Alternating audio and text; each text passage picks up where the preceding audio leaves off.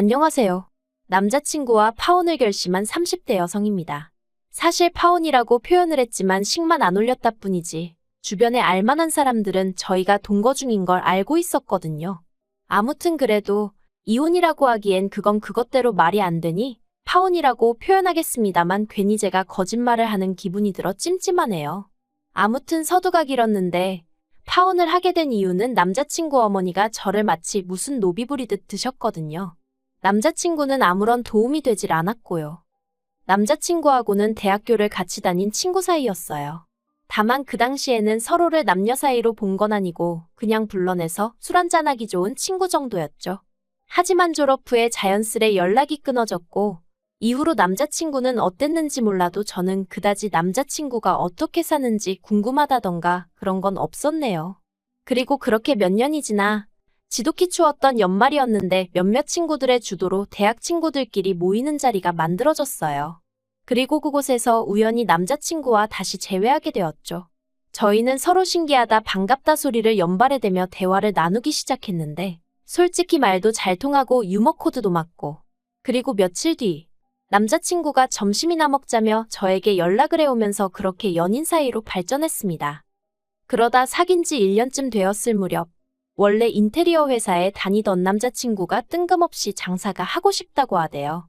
그리고 저도 그 무렵 다니던 회사 상황이 어려워지면서 이직을 해야 하나 어째야 하나 고민이 많았고요. 하지만 둘 다 모아둔 돈이 많지가 않았어요. 그래서 저는 솔직히 남자친구가 하는 말이 직장 다니는 사람들끼리 늘상 하는 얘기처럼 회사 때려치고 장사나 할까 이 정도의 푸념이라고 생각을 했었죠. 그래서 저는 저 나름대로 이직을 준비하고 있었고요. 그런데 그런 이야기가 오간 지 두세 달이나 되었을까? 남자친구가 자기 어머니가 돈을 대준다고 하셨다면서 저더러 같이 장사를 해보자는 거예요. 저는 솔직히 처음에 남자친구가 웬 헛소리를 하나 싶어서 장난하지 말라고 그랬습니다. 그때 생각만큼 이직이 쉽지 않아 스트레스가 심하던 때기도 했거든요. 그런데 남자친구가 자기가 왜 이런 걸로 장난을 치겠냐면서 진심이라고 자기가 가게를 차릴 거니까 저더러 같이 하자는 거예요. 자기가 월급은 넉넉히 챙겨주겠다면서 말이죠.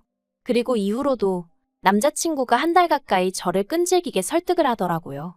그래서 결국 남자친구가 차린 가게에서 같이 일을 하게 되었네요. 하지만 장사라는 게 자리 잡기까지 하루 이틀로 되는 게 아니더라고요. 물론 그렇게 쉽게 생각한 것도 아니었지만 제 말은 정말 시간이 오래 걸렸다는 거예요. 그리고 장사가 안 돼서 남자친구가 힘들어하는 게 제 눈에 보이는데 막말로 제 입속만 차릴 순 없잖아요. 그래서 월급은 다른 아르바이트생들과 똑같이 최저임금으로 받기 시작했습니다. 그런데 제가 남자친구의 여자친구라는 이유로 책임감은 아르바이트생들만큼 가질 수가 없었죠. 그러니까 의식은 주인의식을 가져야 하는데 돈은 아르바이트생들하고 똑같이 받고 일은 더하고 그래도 그때는 그게 당연한 거라고 생각했어요. 자리를 잡아야 되니까, 그래서 우리가 미래를 함께 그려나가야 하니까. 그래서 제 희생이 당연한 거라 생각한 거죠. 그리고 실제로 남자친구도 고생을 많이 하긴 했어요. 남자친구는 가게에서 먹고 자고 하는 일도 마다하지 않았으니까요. 하지만 그렇게 반년이 지나도록 가게는 이렇다 할 성과를 내지 못했고 한마디로 밑 빠진 독에 물 붓기 마냥 돈만 계속 들어갔다고 해야 할까요? 그러다 하루는 남자친구가 이럴 게 아니라 우리 같이 사는 게 어떻겠냐 묻대요. 당시 남자친구도 저도 각자 자취를 하고 있었는데 남자친구는 월세로 저는 전세로 자취를 하고 있었거든요. 그래서 저도 더 꼬치꼬치 묻지 않고 그러자고 했어요.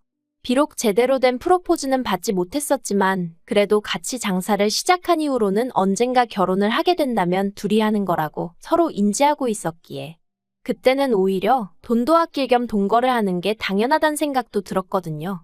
물론 동거 생활이 이렇게 길어질 줄도 몰랐고 결국 이렇게 파혼하게 될 줄 알았다면 처음부터 시작하지 않았을 일이었지만요.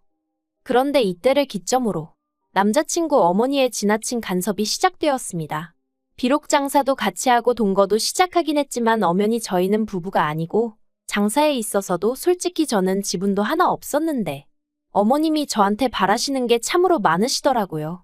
일단 남자친구가 어머님의 자본으로 장사를 시작했다는 이유로 어머님은 가게에만 오시면 저에게 이거 해라 저거 해라 여기 치워라 저기 치워라 그리고 가끔은 제가 일하는 게 답답해 죽겠다며 당신이 일을 어떻게 하는 건지 알려주시겠다고 주방에 들어오시는 일도 있으셨는데 그때마다 저는 경악을 금치 못했습니다. 저나 남자친구는 아무리 장사가 안 되더라도 양심을 속이지는 말자는 주의였는데 어머님은 저희더러 배떼지가 불렀다며 손님들이 남기고 간 잔반을 재활용하길 바라셨고 뿐만 아니라 청소용으로 쓰던 고무장갑을 끼시곤 식재료 손질을 하려고 하시질 않나. 제가 참아다 적을 순 없지만 정말 상상 초월의 일들을 하려고 드셨거든요. 그래서 보다 못한 제가 그렇게 하지 마시라 한마디 하면 네가 누구 덕에 여기서 이렇게 일을 하는 줄 아느냐면서 폭언도 마다치 않으셨습니다. 그래서 아닌 게 아니라 제가 남자친구와 같이 일한 지 2년 만에 그만두겠다고 통보를 했어요.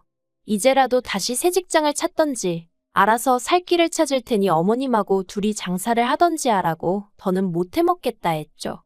그러자 남자친구가 자기가 어머님하고 금전적 관계도 정리를 할 거고 그동안 고생한 거에 대한 보상을 해주겠다며 저더러 다시 한 번만 생각해보라대요.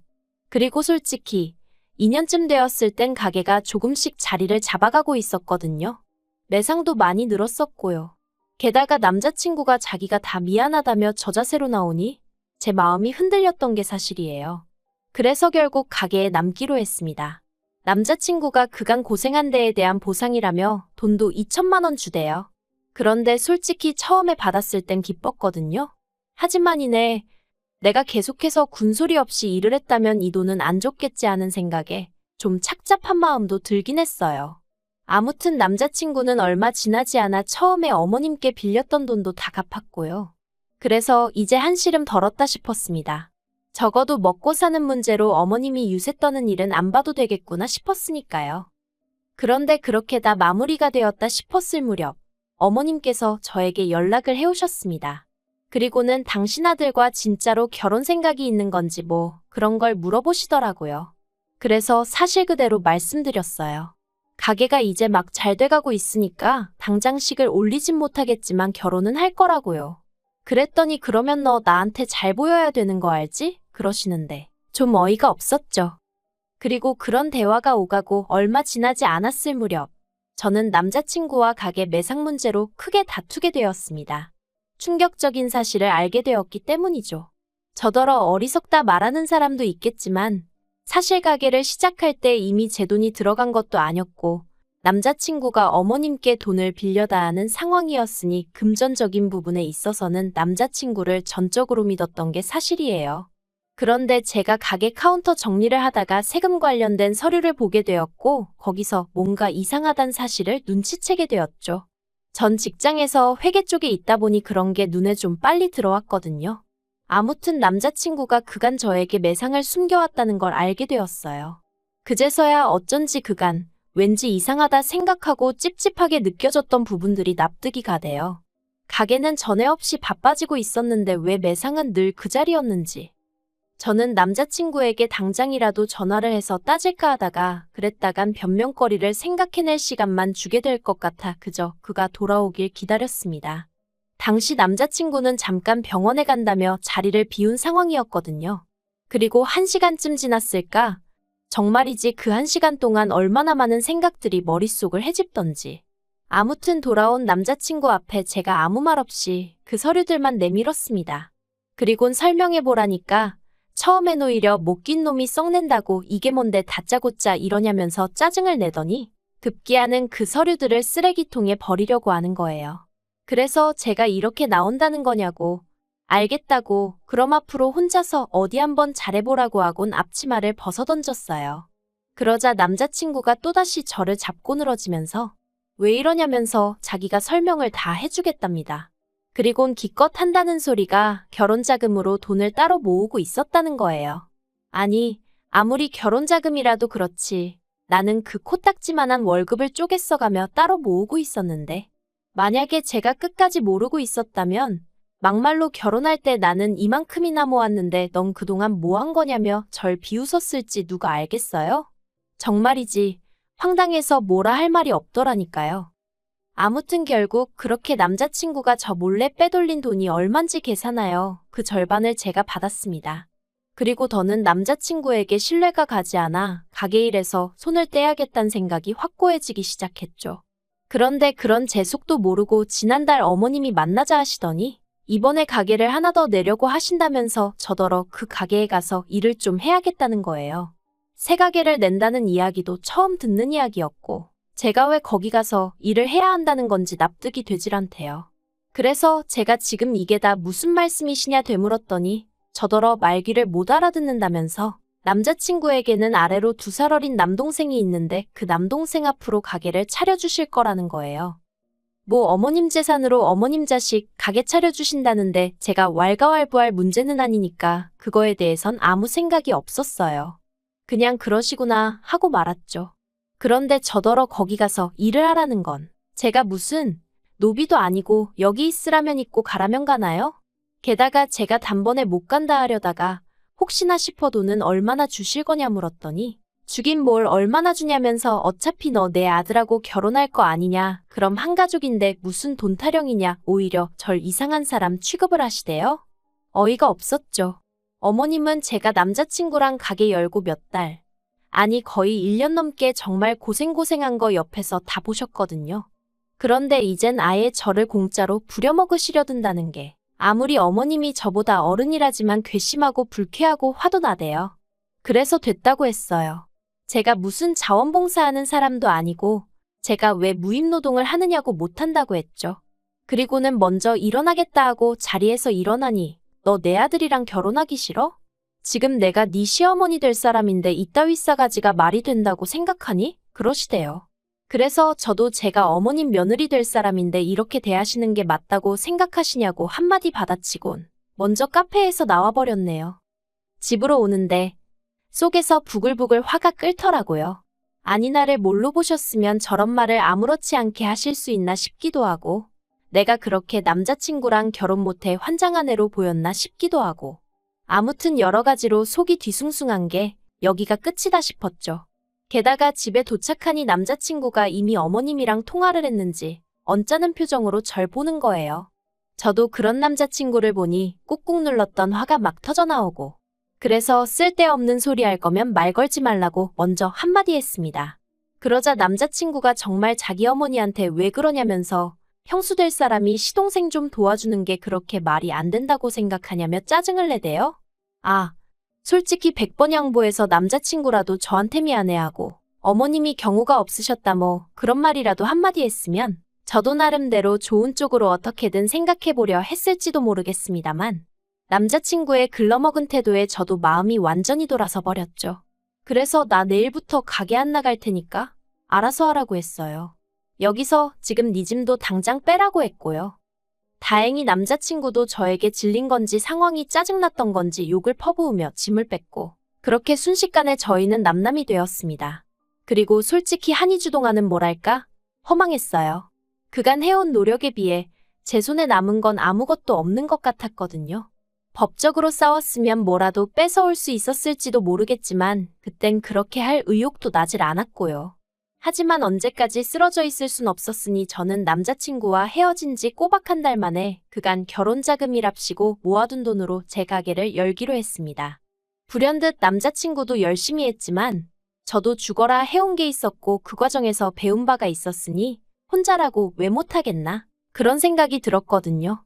그래서 에라 모르겠다 부딪혀보자 그렇게 된 거죠. 그리고 그렇게 발품을 팔아 정확히 2주 만에 개인적 사정으로 가게 전체를 넘기겠다는 사람을 만났고 저는 그걸 그대로 인수받아 약간의 손만 본 끝에 장사를 시작했습니다. 그리고 정말 운이 좋았다고 해야 할지 아니면 노력의 결실인지 가게는 2달 만에 많이는 아니어도 단골 손님이 생길 만큼 자리를 잡았어요. 그런데 어떻게 제 소식을 알게 된 건지 하루는 남자친구 어머니가 오셔서 아주 깽판을 치셨습니다. 무슨 제가 산업 스파이라도 된 것 마냥 제가 남자친구 가게 레시피부터 기밀을 빼갔다면서 난리도 아녔죠. 어이가 없어서 레시피나마나 전부 다 처음부터 같이 만들었는데 그게 어떻게 제가 빼앗은 게 되나요? 이후로도 몇 번이나 어머님의 헛소리가 반복되어 결국 지금 접근 금지 신청해 놓은 상황입니다. 그리고 그 이유를 얼마 전에야 알게 되었는데 남자친구는 저랑 헤어질 때만 하더라도 자기 혼자서도 얼마든지 할 수 있을 줄 알았나 봐요. 어머님까지 도와준다고 나서셨던 모양이니까요.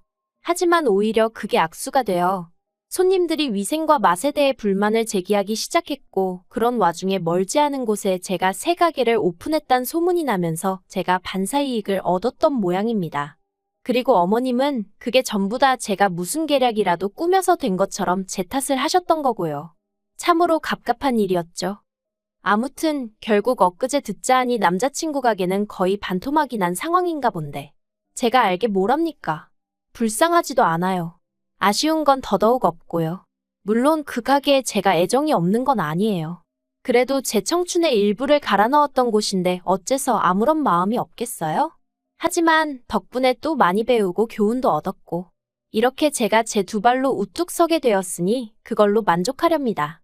한 가지 바라는 바가 있다면 남자친구가 어머님 원망을 많이 하고 저를 놓친 걸 많이 후회했으면 좋겠다는 거.